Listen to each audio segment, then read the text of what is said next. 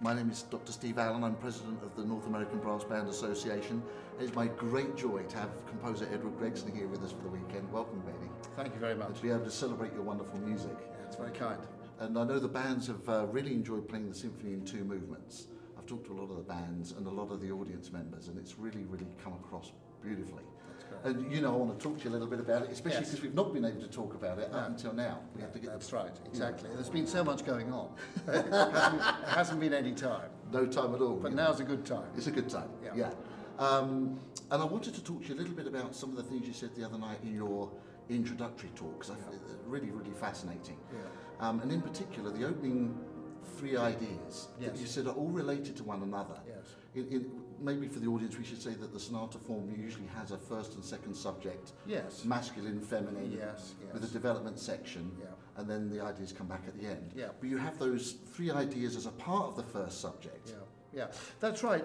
The whole point about it is that there is this 11-note, let's call it a row, or a series of pitches, which determine the way in which the whole symphony is constructed in terms of its thematic material. Yeah. So following that, and it has a deliberate rhetorical kind of gesture. Yeah. Subside, snare drum, boom. Yeah. So it's like saying, okay, I'm kind of going to announce what's happening. Yes. So you announce it, and then the symphony begins. Yeah. But of course, that announcement, as it were, then pervades the whole of the symphony until the end, and in fact, of course, finishes it at the end. Yeah. So after that announcement at the beginning, what we then have is this, as you quite rightly say, this series of thematic ideas which are drawn from the intervals of that row. Opening idea. Yeah. And of course, they then become very important in themselves. Yeah. Not only in the first movement, but throughout the symphony. Yes, yeah. Well, if I'm right in my analysis here, right, it seems to me as though the opening theme idea is sort of rooted in or around G. Yes. Brass band G. Yes. Right. In other words, F concert. Yeah, F concert, and the missing pitch, the missing 12th note is an A. Yeah. Is that right? Yeah. And the A is associated with the feminine second subject.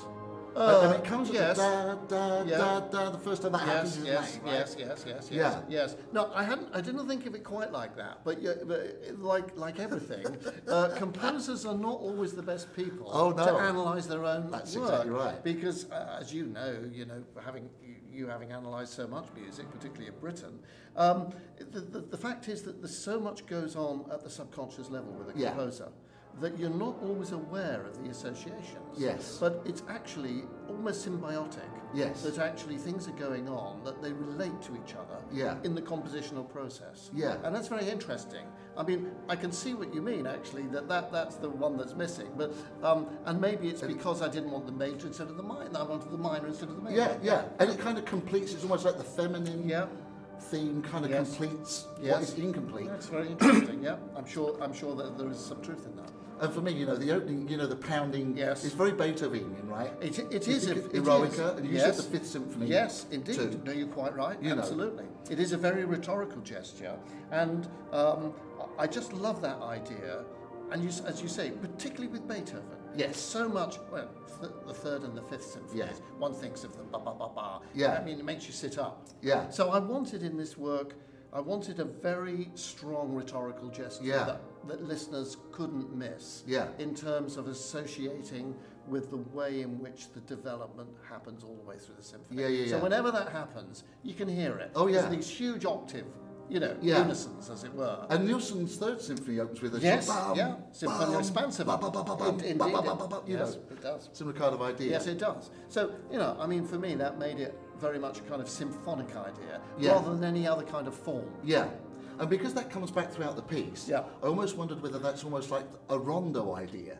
Because it's a symphony in two movements, but it's also a symphony almost in one movement divided into two parts, right? Yes. So that if we were to analyse, say, we have the first classical symphony, first movement is sonata form, which applies to the first movement, but also the work overall, because the themes come back at the end.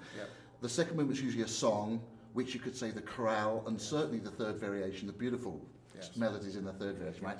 The scherzo, which is of course the finale, and then the fourth movement, which is sort of the whole thing, which seems to be that the hammer strokes could be almost like the rondo, the repetitive. Had you thought of that? Sorry, no, I hadn't actually thought of that either. But There is some truth in that, and when you're just talking about that, I was thinking again. We talked about the beginning. You talked about the Beethovenian kind of strong gestural idea at the beginning. I've just thought the ending, which of course is in a way a repeat of the beginning in retrograde, back to front. Yes. But actually, that rhetorical gesture at the end, think of Sibelius 5. Yeah. The ending. Bum. And then just bum. Yeah, and then like bum, big pauses. Bum, dominant tonic. A big, but that's very rhetorical as well. So in a way, the rhetoric is at the beginning as well as the end. Yeah. So it's great. So it has, I hope, a completeness which gives, hopefully, the listener a sense of having gone on a journey and completed the journey. Yeah. Well, some of the pictures that I use with the band, I want to run these by you, and we were joking about the fact you might say, well, Steve, you might think that, but I couldn't possibly do that. If those first three themes are related to each other, and you pointed out the Mahler 6 reference to the rising arpeggio. But also the symphonic Rhapsody for euphonium, which is a piece you wrote when you were 16, you know, very young, and you developed it later in 1972. It's almost exactly the same shape, except the G, again G, which is the first brass band G in sense, which is a part of the big rhetorical gesture at the beginning, is missing, and instead you have that sort of F sharp. Now, devil's advocate, right? Could this be to some extent that there's, if we take that as a model, could we say that there's some kind of spiritual problem of some kind? Look, the music, you've got the bam, right? But then behind that, there's this really nervous rhythmic texture with the doodle-ga-dee, which is the sort of incompletely finished, because you were in the Salvation Army when you wrote that piece, right? So there could be, like, if you like, a quest for faith, or a search for something, or a questioning that's going on that leads to the sort of insecurity and maybe also the macho-ness of that opening statement. I almost wondered in a sense, whether the two little themes that come after it are almost saying, well, this is why this opening statement is so powerful and forceful, because there's a thing here where there's insecurity, there's a missing component. The G that's in the theme is not actually in the nervous figure. Well, that sounds as if you want to put me on the metaphorical Freudian couch, Steve. Well, the subconscious thing too, maybe. Yeah, right? but you know, I mean, the point is because it's subconscious, composers aren't aware of that. No, I mean, it's down to people like you to make those kind of assumptions when you write a scholarly article. I couldn't possibly comment on that. I understand what you're saying. But I don't see it like that. Right. But then, why would I, in a way, you know? That's right. I mean, music which I wrote when I was 7, and also, you know, composers do have sort of personality stamps, don't they? Oh, yeah. Of ideas, of intervals that they keep using. Yes. Of textures they keep using, and I suppose, you know, if I've got a style and a language that people recognise, what is it if someone says, well, that's Gregson? Yeah. I mean, again, it's difficult for me to say what that is, but there are obviously things. Oh, sorry, I'm just listening. Connotations in the background. There it is. Yes.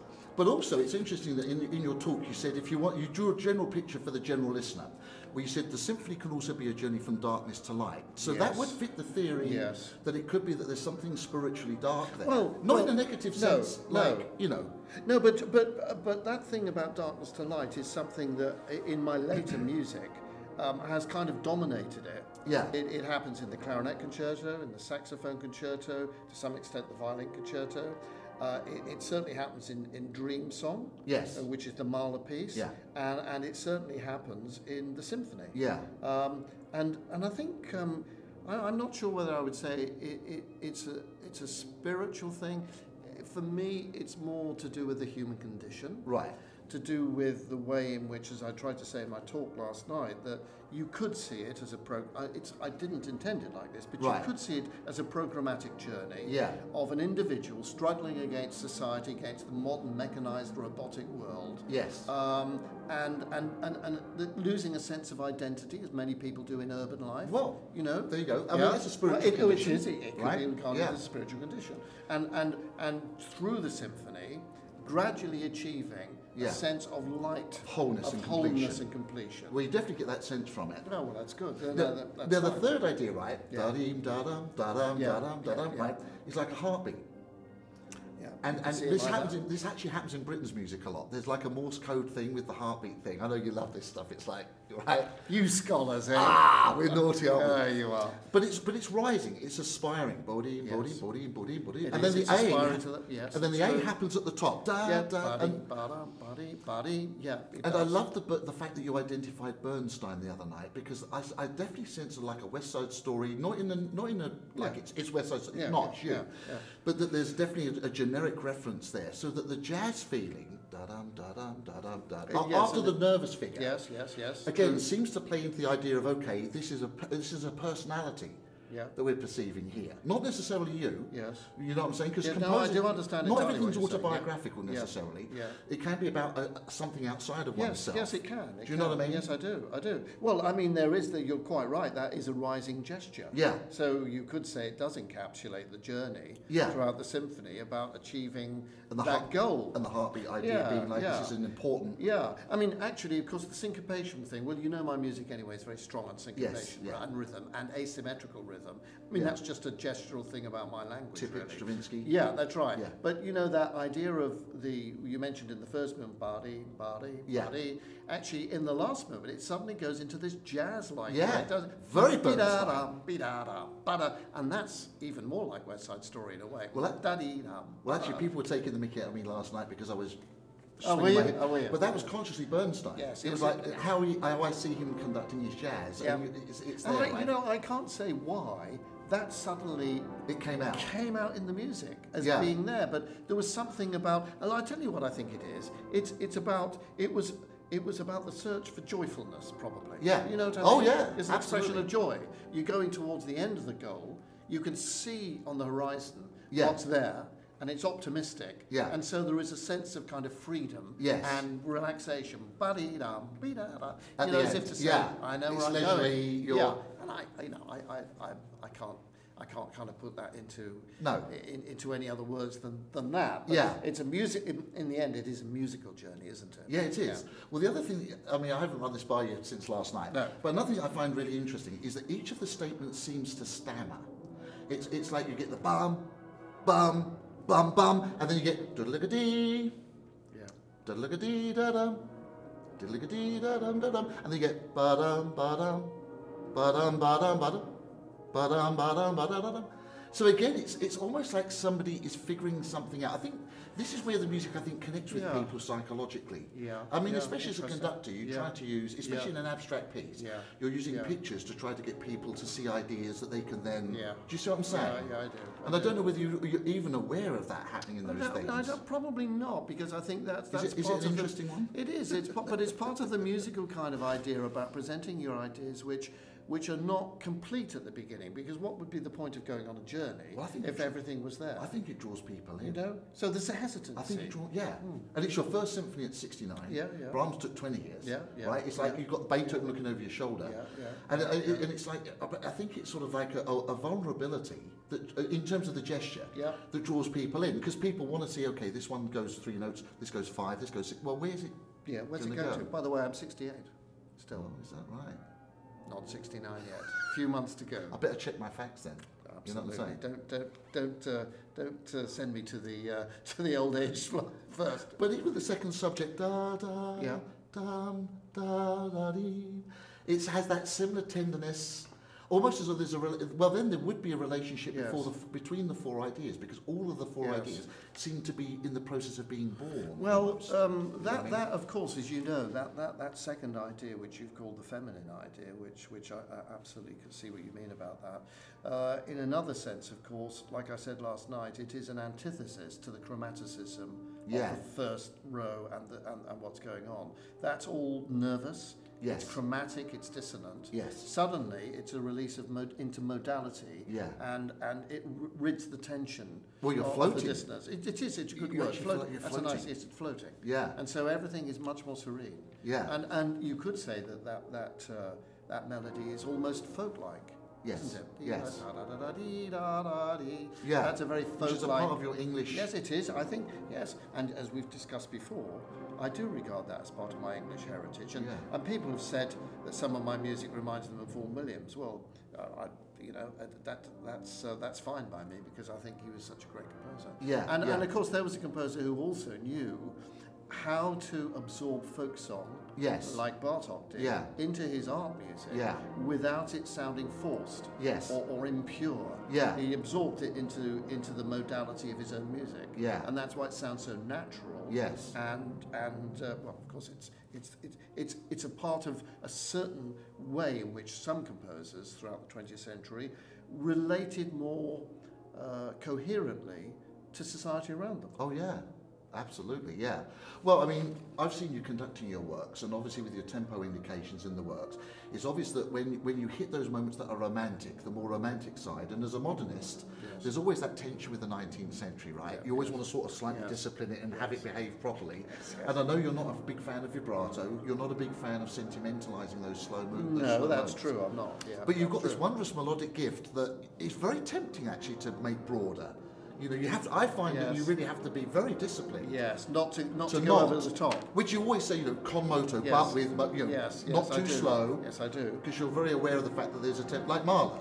You're aware of the fact that Yes. conductor would be very Yes. tempted at those Yes. moments to really sort of indulge. Yes, and I believe, you know, the contemporary accounts of Mahler suggested that he wasn't overindulgent Right, at all. right, You know, he right. was actually quite strict according to what he put in the score. Yeah. So he didn't overindulge in kind of free rubato everywhere. Yes. He was quite strict about it. And Yeah. in a way, all the rubato is in the music naturally. Yeah. So you don't, if you start trying to force it, it really sounds artificial. Yeah, yeah. No, just while we're still in the first movement, right, there are also a couple of gestures that I find really interesting. I sort of described it to the band again to try and get these ideas across. You've got the trombones kind of being a little bit sexy. Down, down, you know, but, and then you've got almost like that rude, which I know you might not picture them that way, but in trying to describe it to the band, it's like, well, obviously we've gone to a different place here. You can almost picture a street with a baby crying, with maybe someone rather dodgy beckoning you over towards a door, you know, and somebody being really rude, and, you know, as a part of the symphonic idea that everything should be included. I mean, were you aware of that at all, or were you just thinking, I'm going to write these gestures here as a contrast and as a... Totally unaware, and I wouldn't be surprised if you weren't aware. No, I don't think so. You don't think of gestures? No, I don't think. pictures? No, I don't. I rarely think of any musical gestures as pictures. To be honest, I really don't. But you know, that's not surprising. You ask most composers. Well, and that might be a part of the unconscious switching off that a composer needs, so you don't overanalyze your own music and get then stuck. Yeah, You know what I mean? yes, I do. But even if you look at the program music of the 19th century. Most composers who were writing program music, Liszt, Tchaikovsky, etc., they, despite the fact that there was a kind of program in the background, it was about the abstraction of the music itself. It was a musical feeding journey. back into it. Yeah. So I just am very wary about you guys analysing and bringing out all of these things which composers haven't got any kind of conception of thinking of it in that way. Yeah. But it is up to guys to you. Well, of course, and in the postmodern world that we're in, it's up. You kind of have to make a case, and the strongest case. It's not the winner, but the strongest case always remains the strongest until something else comes along and knocks it off its perch. Yeah, you know? that's true. And different generations regard certain composers in different ways. Yeah, don't they? absolutely. You know. Can you remember what musical ideas came first when you were writing? Going back to when you sat down and thought, okay, with the symphony. Yeah. Oh, it was the opening gesture. Right. Oh, absolutely. That was the primary. Oh, absolutely. And then, was it through composed then? Did the other themes flow out of that? Yes, I think it probably did. It's always difficult to remember what order you can, because you don't. Right. You know, most people maybe think that you start a piece there, and then you compose it in time, boom, boom, boom, boom, boom, and you finish. It's not like that, of course, at all. Okay. You kind of think about different things at different periods in the symphony, and then you kind of, it's like a jigsaw puzzle, and you try to pull it all together, and then you have to make sense of the structure, so it sounds like it feels like a coherent whole. But in this work, it was absolutely the opening gesture that came to me. Bang, straight away. Now, the second movement, because we haven't, even the other night you didn't talk too much about. No, the opening chorale, was Yes. that influenced at all by Elgar Howarth? I think in Fireworks, the big theme in Fireworks, which Not it reminds- consciously. No, not consciously. No, it wasn't like a tribute or a... Well, no, it was, no. All I knew that I wanted, it was more to do with the Beethoven, if anything. Was it really? Yeah. Well, I mean, in the sense that that was the model that I used. You Yeah. know, the idea of his last sonata in 2 movements, the first an allegro sonata form, and the second this wonderful arioso, you know, Yeah. which ends the whole thing. But yes, it was to do with taking an idea and then taking it on a journey. Yeah. And I knew I wanted a kind of harmonic chorale. I didn't want it's about harmony, that theme, Yeah. isn't it? It's not Yeah. it's not about melody, because No. all it does da dee da dee da da da da dee da da da da. I mean, that's no tune. Right. So it's not really about a tune. It's about the density. It's about of the the density, texture. yeah. Because what happens is it's straightforward triadic harmony at the beginning, Yeah. and then I use added note, so Yeah. it gets more and more complex. So at the climax, you have this bitonal thing coming in Yes. in contrary motion. Yes. Which so really it's about the harmony is the key thing. Yeah. And do you see the bitonality as important in the successive variations, or is it more just really the chorale where that was an important consideration?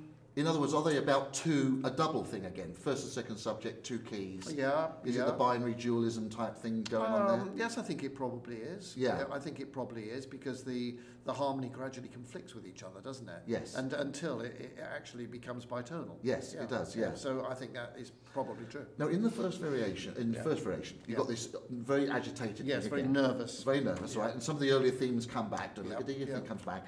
And then you quote, I think, dances and arias with the, you know, and yes, again, that was. It's funny that again you say quote. Well, because I understand what you mean, but that makes it sound as if I thought Right. I must use dances now. Right. Absolutely No, not. But no. you're quite right. The thematic material at that point is very similar to dances and arias. Yes. Now I don't know why that is. I suppose I quite like the scherzo. Yeah. You know, etc., etc. It is similar. Yeah, But yeah. it wasn't a conscious quote. well, here's the It just seemed to feel right to go into it. yeah. Because the beginning, and it seemed right that in the middle section, I didn't want to maintain that. I wanted to get into a kind of Right. in other That words, a lift. metrical modulation. Yeah. Now, in terms of a narrative thing, and again, you might think this is a load of rubbish, right? But You never talk rubbish. Never, not for a moment. No, not me. No. So it's almost though to me, Yeah. it's almost though it's somebody outside the piece, Yeah. almost like a critic. Yeah. This is something, right? It's almost like someone's coming out, and the work's dealing with, in a sense, about the music, maybe about your personal history to some extent. You've had critics. We've talked about how the symphony was dropped.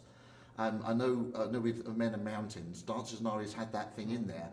A bit like Strauss ein Heldenleben, where he has the section on the critics, where the music is not actually in any way reflecting the composer, but it's almost engaging in this dialogue, almost like it's dealing with something outside that could play into the nervousness of some of the themes, the power of the I will. This is my first symphony, I'm 68 and a bit. And No, I think that theory is flawed because of course when I wrote the symphony, I didn't know it was going to be rejected for the British Open. no, I'm not saying You know that. what I mean? I'm not saying that particular. Oh right, instance. okay. But as a general. No, I don't think so. I really don't. I mean, again, you could put all kinds of colorations on these things. I prefer to think of it as if you look at my music as a whole. Yeah. There are these aspects in my Right. music Right. which absolutely happen almost from the beginning of my career. Yeah. Which are fingerprints, aren't they? Yeah, they are. Fingerprints. They are. Yeah. And really, the symphony is a more mature version of those musical fingerprints. Yeah, And yeah. That's how I see it. Yeah, Anyway. yeah. It was great to have the chance to talk with you because I mean, often musicologists deal with dead composers who can't answer back. You know what I'm saying? Yes. And of course, all we're asking all the time is, what does this mean? Because I think people deal with Yes, stories. I know. Even when you're writing abstract Yeah, music, yeah, I people know. tend to Yes, function they in do. story terms. You know. They do, but you know better than anyone. If you'd have interviewed Britain about this, Yeah. he'd have been very, very cagey, wouldn't Oh, he? yeah. He Well- wouldn't have given anything. Well, even John Lennon. Yes. I mean, there's a lot Yes. of stuff in Lennon's music where you say, Yeah. "Oh, this is absolute rubbish," or worse. Yes, exactly. Get out of here, Yeah, or worse. yeah. You know. Because there are all kinds of things about those Beatles songs, Yeah. which people have put on them in terms of interpretation. Of course. About darkness, about what Of happens. course, you know, yeah. All kinds of symbolism about drugs and everything Yeah, of else. course. Some of it may be true, but I honestly don't think with the Beatles that was a conscious thing at all. No more you than know. with Britain. No. And no more than with you. No, absolutely You know what not. I'm saying? And I do, absolutely. And that's probably almost like this childlike quality that artists have to go into. Yes. Like, I can't think. I have to go back to being a child Yeah. so that the work of art can come out without Yes. the adult phobias Do you know what I'm saying? Yes. Almost like a necessary repression, in other words. Yeah, but you see, nothing sinister in that. No, but when you're composing, you don't. That's not a conscious element. Is it? No, not conscious at all. I mean, to be honest, composing is really. I know this sounds terribly boring to most people, but composing is really about the art and the technique of handling notes. Right. And that is enough for any composer to deal with. And the rest might leach in. Yes. Through the subconscious. It may. But your biggest challenge is a technical one. Right. It really is. Yeah. I mean, this question about what is emotion in music, you know, yeah. all those books have been written about the meaning of music. Sure. What does music mean? Yeah.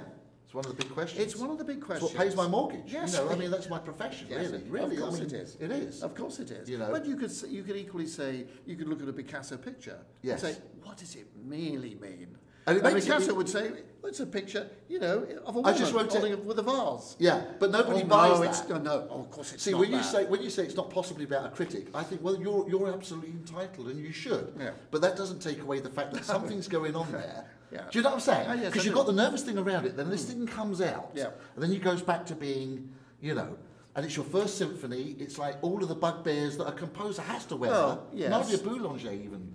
There's something on Facebook today where she said, you have to fail multiple times. You have to be a real disappointment many times to have successful of course, where I do agree with you is there is a nervousness about the compositional process, about giving birth to the next piece. Sure. Because you don't know, none of us know how it's going to be received. No.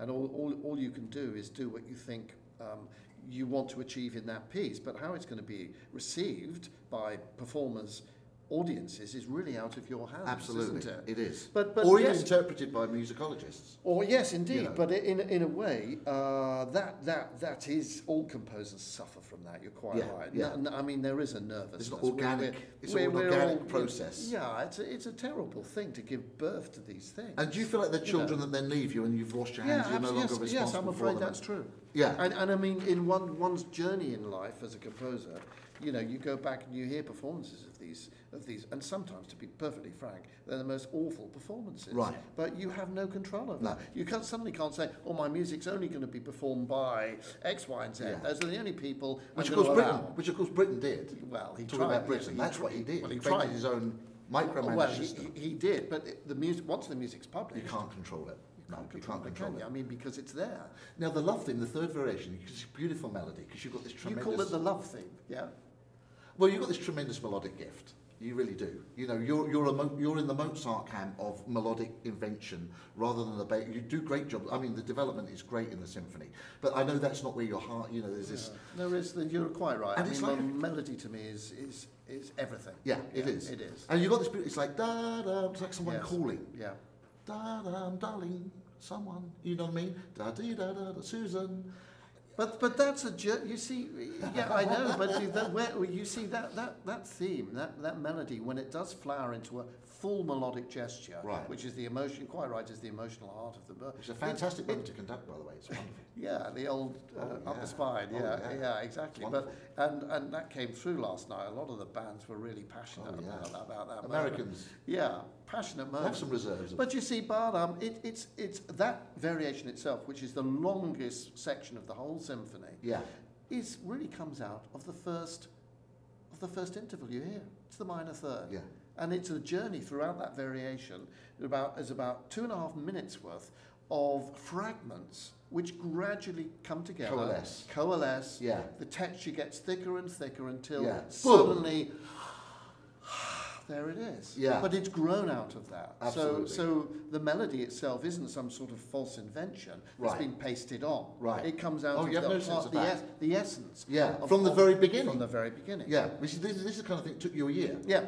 Because you have to strategize and figure out what's the pace of this architecture. Exactly right. Yes, and that variation caused me the most problem.